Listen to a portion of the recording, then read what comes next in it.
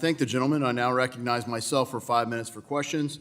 Secretary Fudge, I wrote you a letter expressing my concern that most HUD programs are actually unauthorized. That is, they are funded by appropriations each year, but they don't have a current authorization. And by my count, at least 30 major programs, most of HUD's annual budget, aren't actually authorized. So as we can see from some of the acrimony we've seen in the hearing today so far, Congress isn't fixing the problem with current approaches. Some of them have been expired for 30 years. So to change the results and perhaps the culture here, I noticed for this hearing a discussion draft of my bill, the HUD Evaluation and Optimization Commission Act.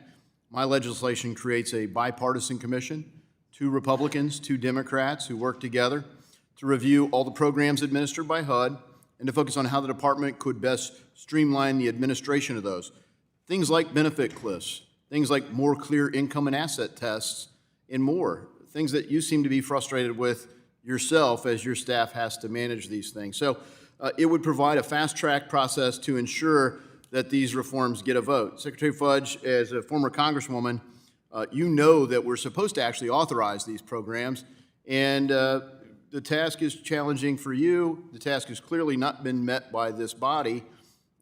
Could you commit to meet with our subcommittee in a bipartisan way to discuss this proposal? Yes.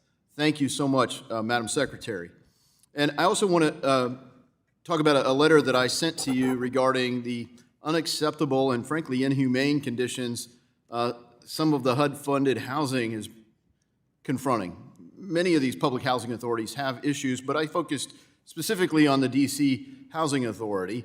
And as I mentioned in the letter from last year's Washington Post investigation in the D.C. Housing Authority, they talked about problems with drug use, drug dealing, gang violence inside properties. These are conditions that confront lots of parts of our country, unfortunately. But they also talked about other challenges in managing the Housing Authority. So I want to thank you for your timely response to my letter, but I found some concerns. Your letter states, quote, D.C. Housing Authority has made significant progress in addressing discrepancies in HUD's own scathing assessment of their performance. So some of the findings include the lowest occupancy rate of any public housing authority in the country, a failure to maintain units in a decent, safe, and sanitary condition, and 3, a lack of enforcement against criminal activity in the D.C. Housing Authority, just to name a few of them. So the assessment contains staggeringly high number of offenses, like 80-plus deficiencies.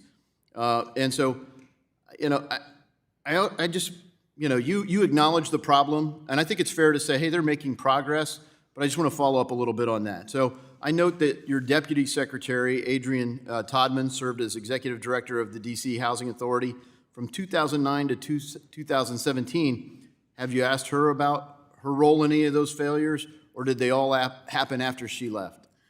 I would not ask her because it is not appropriate for me to ask her.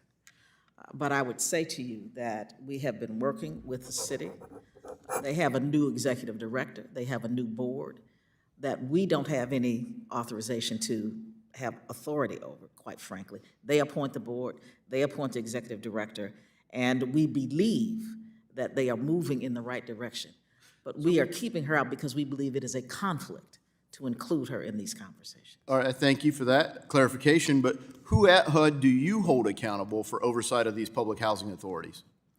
Our multifamily office, which is the oversight arm, and FHA. They are working with these properties, but we, again, have had numbers of conversations with the city, and they understand that there is much work to be done, and we do believe that they are taking those steps. Well, we hope to call attention to some of the challenges, not just here in D.C., but around the country. It's a common condition, and frankly, we operate these programs. The country broadly supports a safety net, but I think it's fair to say that they should be decent, safe, and sanitary. Do you think that's reasonable? It's more than reasonable, but I would say this as well. We do not control law enforcement. We have nothing to do with crime. But we do believe that people should live decent. There is no reason in this nation that people would live in squalor or live in places that are not safe or that can harm their health. I agree with you 100%. Thank you, and I hope that the commission that we can put together can address ways we could do that more effectively as well. I hope it can be truly collaborative, and I appreciate you being here today. Thank you, and I yield back. I now recognize the gentleman from Illinois, Mr. Caston, for 5 minutes. Thank you, Mr.